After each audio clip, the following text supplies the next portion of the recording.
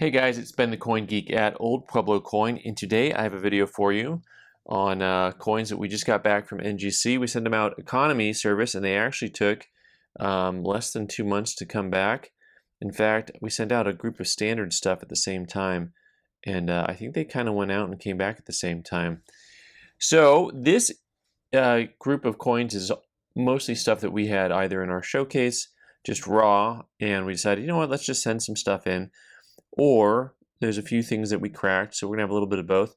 This 1882S was didn't make it into our showcase, and I asked them to slab it eagle side up, and they did, and because it's a beautiful coin, and it came back unk details obverse cleaned. And so what I like about this, I actually like it when they tell you what they're seeing obverse cleaned. At least we know which side to look on and say, hey, what are they seeing here?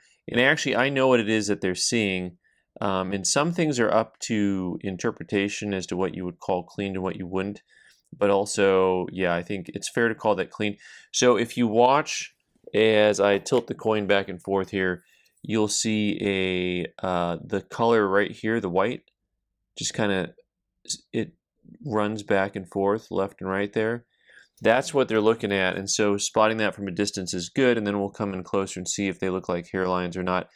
The deceiving thing here is like you have a lot of that original white looking surface on here, and then you've got, it almost looks like a wheel mark the way it runs, but also it doesn't have hairlines, so I'm a little bit intrigued by that because I was expecting when I put a loop on there to see hairlines there. But interesting looking piece. Obviously, loved the look of this coin. Beautiful cameo on the reverse of the coin. So it's still worth something. And by the way, the coins here, they'll be for sale. So usually when we have coins that are for sale from a video, if you click on the title of the video, there'll be a drop down, and sometimes you have to click the button that says more and look and see that there are more coins. And there'll be links either to our website or our eBay store. Lots of things we'll put up on our website. Some things end up on the eBay store, especially if it's going to be an auction type item. So this is a little better date Morgan Dollar 89S, and I had this listed, I think, as an MS60. It's fully lustrous, but has all that real chattery chatter all over the cheek. They called it an AU58, so that came back just 1 point shy of what I thought it might come back, but lovely coin. An MS60 type coin, I think, is about 300. You know, this is probably north of 200. It's, you know, a little bit less, but still a pretty expensive coin. If you're trying to put together a Morgan Dollar set, you know, all those San Francisco coins from the from about 83 on just become really tough to get in uncirculated condition. So these first three coins, I think, are coins that I had all got in. I hadn't worked them up yet. They weren't in the showcase yet. And here's a 90S Morgan that we had, that I listed on the sheet, is worth about $300. So that's going to be like MS63 type grade. And it had some kind of gentle toning to it all around. MS63, so that's up, you know, I already misspoke. Probably the 5th time I misspoke, but the first time I caught it. So actually I had this listed at $200. I got my line items all mixed up here. So that is probably pretty close to what that one is. We'll see. Next up, we've got this 1892 O. So this one's fun because this guy I had listed in the showcase as an AU53, and so we pulled it out of the showcase and sent it in. Nicer coin. We had it priced at $220. Pretty tough coin to get. So 92 O's come flat, very flatly struck. Actually, this is actually has a halfway decent strike for a 92 O. You can actually make out some of the feathers on the chest of the eagle here. 92 O's, 93 O's, 94 O's, especially 94 O's. 94 O Comes really, really flatly struck. So up close, sometimes it can be hard to tell wear versus strike, but because you get this whole flat area on the ear and the hair. So you'll see though that it is mostly what would we call that? Like 70% luster, pretty good luster on there. AU55, so that's actually an upgrade from where I had it. It'll probably be priced a little bit higher than we originally had it priced at. So that, I want to say that makes up for some of these other things that didn't go so well. But, it's just all for fun, right? All for fun and fun for all. So next up we had this 92S. This one I only sent in because it was a little bit tougher date and higher grade. But you can tell right away based on the coins you've already looked at, this coin looks very different. Really, really bright and shiny. So this coin has been cleaned, and this one is, maybe we'll throw it in an auction, eBay, and see what happens. XF details cleaned. An XF coin is over $400, and a VF coin is under $200. So there's a huge spread on those, but it's been cleaned. Sometimes people ask me about cleaned coins. And this coin would probably get priced kind of in between those two numbers. Or we just throw it on eBay and let people decide what they want to bid on a cleaned coin. To me, this is a little bit of a harsher clean. So lots of coins we get in that are clean, they're subtle. So when you talk about how do you price a cleaned coin, well, a coin like this that says cleaned on it, I'm probably not going to budge too far off of what I think the coin should be valued at. It's a beautiful coin. And then a coin like this, it's not going to be anywhere near that $400 range. It would be closer to that $200 range, right? So because of the cleaning. So let me see what's up next. Here we go. We've got a Crackout for you. New Mistrust Corporation. This was a 65. I had it actually in on my showcase labeled and priced as a 64. And it's a nice looking coin, by the way. It's not too far. Now that I'm looking at it, I'm like, oh, this is a 5 all day. No, it's not. I'm just kidding.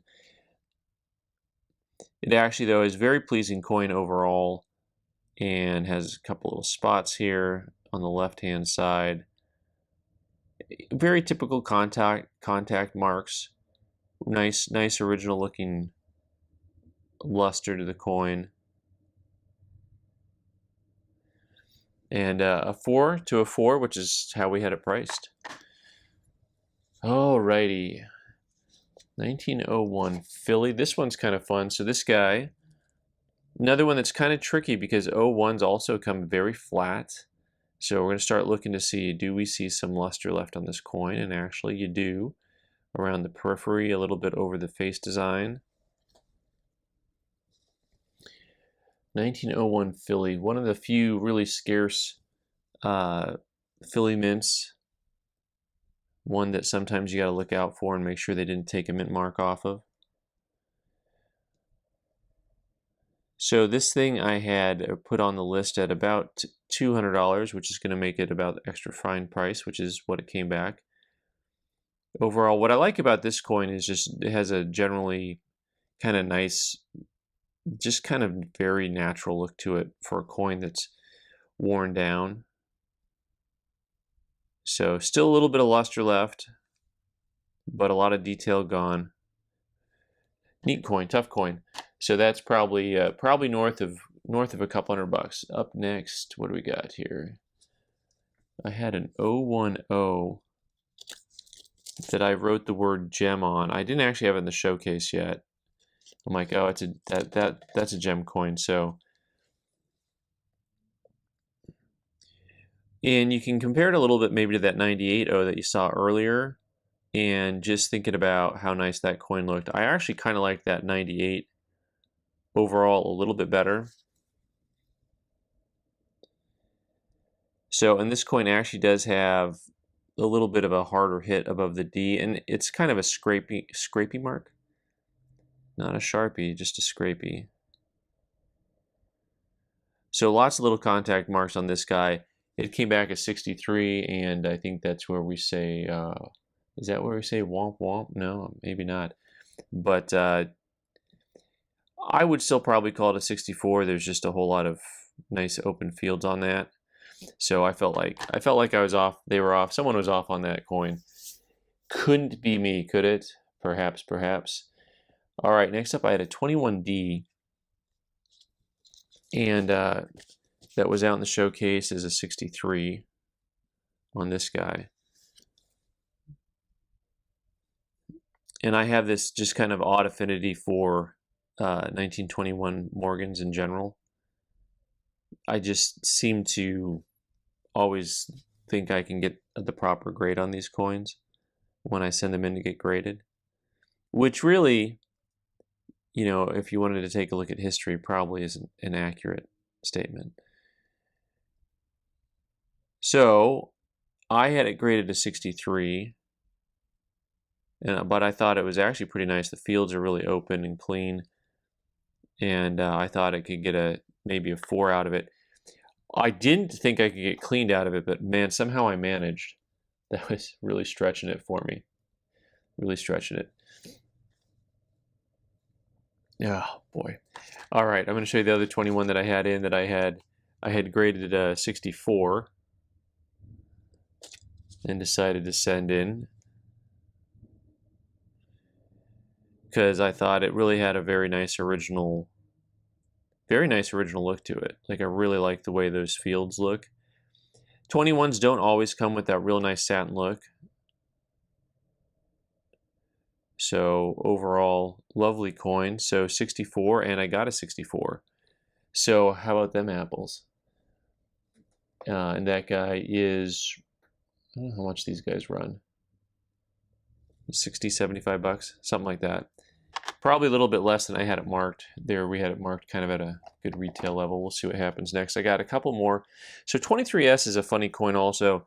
23S peace dollars. I had a couple in the showcase. This guy, I actually didn't send out yet. I hadn't put it out in my showcase yet. I just thought it was a really nice uncirculated example of a 23S. But really, they're coins that you kind of need to get a 63 on to be worth sending in, which is why I got a 62 naturally. You know, this is probably a $75 coin. Yeah, 63s, you know, are going to be north of 100 on those. It's a coin that has some pretty big jumps in it. So the next coin I had was actually originally in an ICG holder 64. And I really liked it, and I thought, boy, it's got a nice cool pink hue to it. I can probably get artificial toning on this coin if I try. So I went ahead and sent it in. And 23Ss have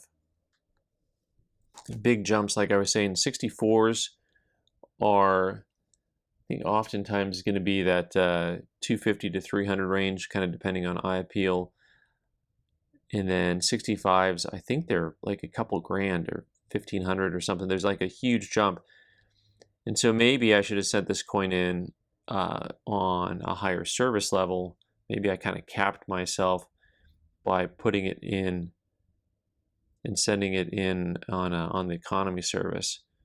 But 64 to 64, so that's pretty good. I had actually anticipated, I was actually hoping I could get some type of an upgrade, but like I said, 65 is actually capped for a lot more. So I thought this coin was really pleasing. I really liked the tone.